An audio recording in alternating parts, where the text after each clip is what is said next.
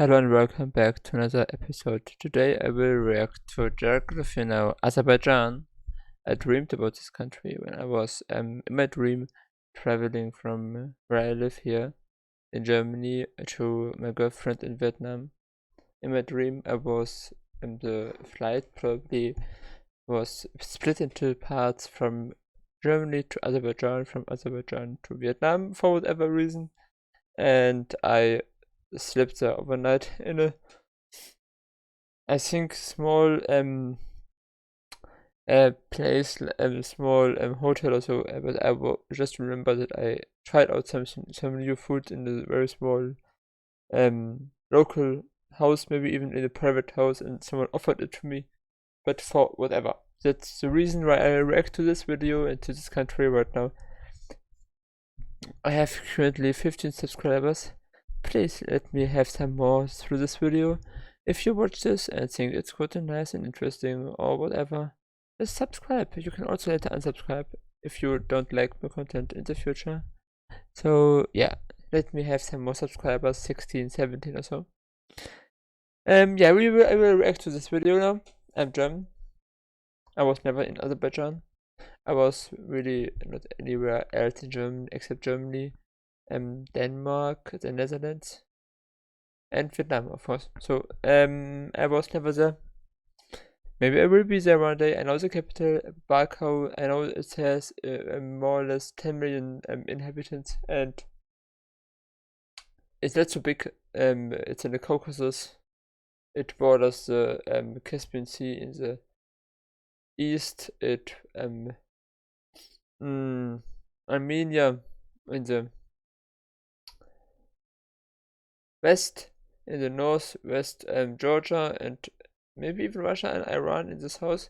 That's at least my general geographical knowledge about the area. Please let me know if you are from Azerbaijan. And something else I would like to say, if it would be possible, I would like to have subscribers from every country or every region in the world, and also of every people group in the world. So I have a very bright amount of people theoretically in my mind I could make videos for, and then I would have many different opinions. So that's the general goal for your channel. So if you're from Azerbaijan, please subscribe, or anywhere else and you like my content, also subscribe. It would really help me out. So, but not waste any more time. Let's start with the video. Alright, we finally reached the last... Oh, wait, there's no audio on my computer at the moment. Now there's audio. Let's start again. Alright, we finally reached the last country beginning with an A. And that only took about, I don't know, like 3 months. Alright, here we go. Azerbaijan. Afghanistan, Armenia, Azerbaijan, Antigua and Barbuda, Argentina, I have 5 already, I don't know anymore, but 5 countries with an A. It's time to learn geography now! Hey everybody, I'm your host Paul Barbato. You know the drill. Let's dissect the flag.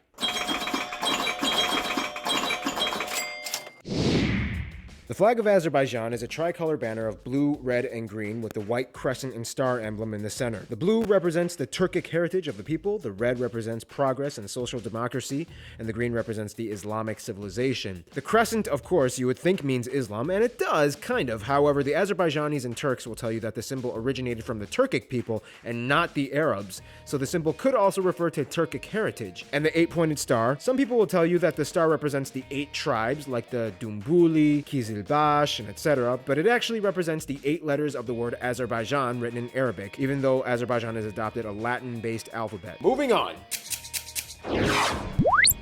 To make things short, if you look at Azerbaijan's borders, it kind of looks like a crazy bird flying while it's losing one big feather. Located in the Central Caucasus region of Eurasia, Azerbaijan is bordered by 5 other countries. You would think 4, but we'll talk about this little guy in a sec. And the mighty Caspian Sea to the east. The capital is Baku, right along the coast of the Caspian, and the country is divided into 9 regions and 1 interesting autonomous republic. We'll talk about that soon, but... Yeah, this is also a problem currently with conflict with Armenia. In the moment, there's a small kind of war in the area, but yeah, yeah. Anyway, You can think about it whatever you want.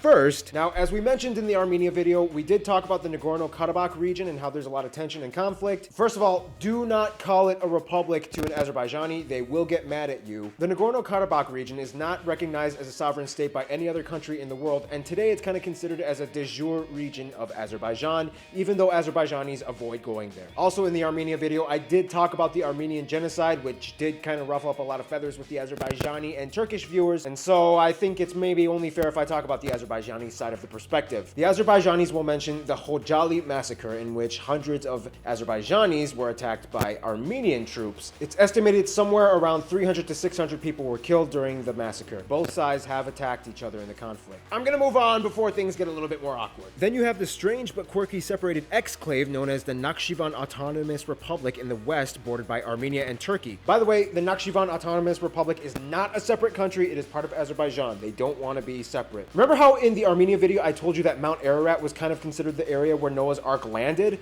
Well, the Nakhchivan Autonomous Republic is kind of considered the area where Noah's family lived. This area is the only part of Azerbaijan that has access to Turkey through a very, very narrow 8 or so kilometer border along the Araz River. The only problem is, because of the whole border blockade, if someone from Nakhchivan wants to go to the rest of Azerbaijan by road, they would have to literally cross over into Iran and drive along the 12 highway paralleling the Araz River all the way to the nearest main crossing at the Milmugan Dam, nearly 50 miles from the technical border of Armenia. And you could probably guess why. And as you can guess, the Nakhchivan region is another area of controversy between Azerbaijan and, you guessed it, Armenia. Now, although Armenia isn't fighting for ownership of Nakhchivan, essentially this is what each side of the argument is saying. Nakhchivan, stop destroying the ancient Armenian sites and monuments in the Nakhchivan region as a means to erase all the Armenian culture from the area. Those claims are nothing more than just Armenian propaganda based on no actual evidence, and plus those aren't even Armenian, those are Caucasian Albanian. Oh yeah, well I'm gonna take this to the EU court. Go ahead! I'm not telling you who is right or wrong, I'm just saying this is what they're saying. Let's go back to Baku, shall we? Located on the Absheron Peninsula, or the Bird's Beak of Azerbaijan that juts out into the Caspian, the capital of Baku is not only the largest city and the best harbor in the Caspian. It really looks a bit like an eagle, or the head of an eagle. Now when I look at it. Caspian Sea, but is a breathtakingly beautiful architectural wonder with its world-famous flame towers completed in 2012. Also, keep in mind, Baku has the world's largest KFC. So anyway, the interesting thing though is that Azerbaijan was actually the first Muslim-majority democratic secular country in the world, and they were also the first Muslim-majority country in the world to have theaters, operas, and modern-day universities. Nonetheless, Azerbaijan still holds on to its ancient artifacts and historical sites, such as the famous Maiden's Tower and the even more captivating underwater Sabail Castle, known as the Atlantis of the Caspian. But to really understand how this land works, we need to talk about the Azerbaijan people. Now this is where things get a little interesting, because the landscape The physical geography. of Azerbaijan has some pretty cool tricks up its sleeve. For one, the land is about half mountainous, with the Caucasus mountain ranges dominating the north and west parts of the country, and the Talish mountain range in the south Lakaran region. With Nordic wind patterns streaming down the Caucasus, yet the mild Caspian Sea effect, the climate can be quite drastically opposing depending on where you are. Azerbaijan has this kind of strange terrain phenomena in which it has cold alpine mountains right next to these dry subtropical zones right next to the coast, in which you can find things like orange and lemon groves and tea plantations, which kind of need a warmer climate to grow in. By the way, Azerbaijanis love tea. They kind of obsess over it. They even made multiple monuments to tea. But the place where things get really interesting though would have to be in the Gobustan region south of Baku. One of the world-renowned landforms that Azerbaijan would have to be known for would have to be its famous mud volcanoes. About half of all the world's mud volcanoes are found right here in Gobustan. Another cool thing is that Azerbaijan is rich in natural gas and petroleum deposits, which make up about 80% of the economy. And because of this, over time, Azerbaijan has built a mind-bogglingly complex and elaborate yet strikingly mesmerizing system of trestles, pipelines, and causeways that connect the oil reservoirs offshore in the middle of the Caspian. In fact, in 1949, Azerbaijan actually built the world's first offshore oil platform in Nefteshlari. Speaking of countries of the oil developing world, let's talk about... Now, very few people Now we talk about the people. actually understand what an Azerbaijani is, let alone where they came from, or even how to even pronounce Azerbaijan. We'll discuss more about that in a bit, but first, Azerbaijan has roughly 9.5 million people, or roughly the same size as Sweden, and ethnically it's quite homogenous, with 91% of the people identifying as ethnically Azerbaijani, and the remainder of the 9% minority coming from a slew of other nationalities and people groups, the largest populations coming from Russians, Lezgins, Talish, and believe it or not, Armenians. However, that's more in reference towards the Armenians living in the Nagorno-Karabakh region, as it's pretty much impossible or incredibly rare to find any Armenian living anywhere else in Azerbaijan. But who are the Azerbaijanis? Some people will tell you that they are descended from the Persians, others might tell you the Caucasian Albanians. Not to be confused with modern day Albanians, that's a completely different thing. Well, the general consensus is that the Azerbaijani people today are Turks, or Turkic people. Not to be confused with Turkish people from Turkey, although they are very close cousins. Yeah, in the world of geographical sociology, a lot of things sound like other things, but they aren't exactly the same things as those things. This means that the Azerbaijani language is very close to the Turkish. Oh yeah, I heard also that there are Turkish people or Turkish people with the same heritage or kind of similar culture people in Russia or in other countries where you the first guess would not think that they have similar cultures like Turkey. Or it's a wider word, this Turkish, I mean here. Language, and people can travel interchangeably between both countries and relatively understand each other. It's like Spanish and Portuguese. Now what's really interesting is that Azerbaijan is one of the few Muslim Shia majority countries in the world. They also have a very interesting culture dynamic in which the majority of people identify as culturally Muslim rather than consistently devout and observant Muslim. This type of social coherence really permeates throughout the population of the country, as it's very noticeably secular in the way how it operates. Women are allowed to wear whatever they want and are not required to wear hijabs or burqas, and religious freedom is allowed. Alright, well, moving on.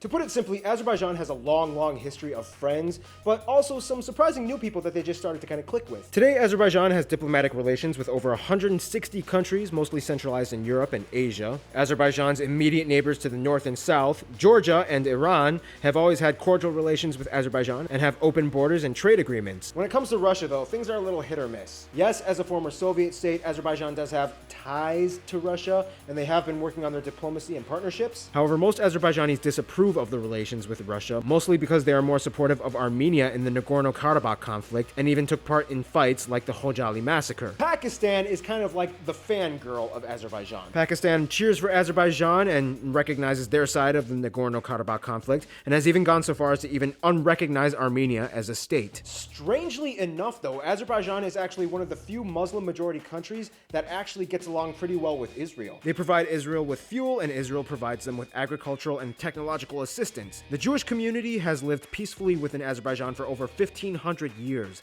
Persecution was virtually unknown to the Jewish community in Azerbaijan, which also served as a safe haven for Jews fleeing from the Holocaust. And finally, we get to Turkey. Turkey, as you can probably guess, is without a doubt Azerbaijan's best friend. Despite the Sunni-Shia difference, they have the closest ties culturally, linguistically, and diplomatically. Turkey also supports Azerbaijan in nearly all of their disputes and conflicts, like a proud older brother. There's a saying between them, the two of them are one nation, two countries. In conclusion, I can guarantee you there's pretty much no place like Azerbaijan. I mean, it's a Shia Muslim majority, yet kind of secular country that drinks wine and gets along with Israel and has mud volcanoes. What? Stay tuned, our first country starting with a B, the Bahamas, is coming up next. Hey peeps, just want to say a quick thank you to all the native Azerbaijani subscribers that helped me with this video. Some of you guys are listed in the credits. And so the next country is the Bahamas. If you are from the Bahamas, contact me at geographylater@gmail.com and let's make that next video. Subscribe to this channel, click on this box that I'm in right now. Hope you have a good one. Well, interesting. Yeah. Okay, it was long ago that the Bahamas came out, so yeah. But the next videos, if you are from those countries which come up next, help him and support him. I will also ask my girlfriend if he reaches Vietnam. But until then, yeah, it is really interesting. It's a very good video. An interesting country, probably. I should react next to Armenia. Maybe I will do it. Let's see. But you should now subscribe. Click the red button below the video. You need to like it. Just subscribe. You can also like, of course. But yeah, I hope you enjoyed it. I will also react to Israel at some point, but this will be a longer video or a more complicated video later. I will do it later. First, smaller and other videos. Yeah, like my video and subscribe. Please subscribe. Let's reach 17 or 18 subscribers. See you next time.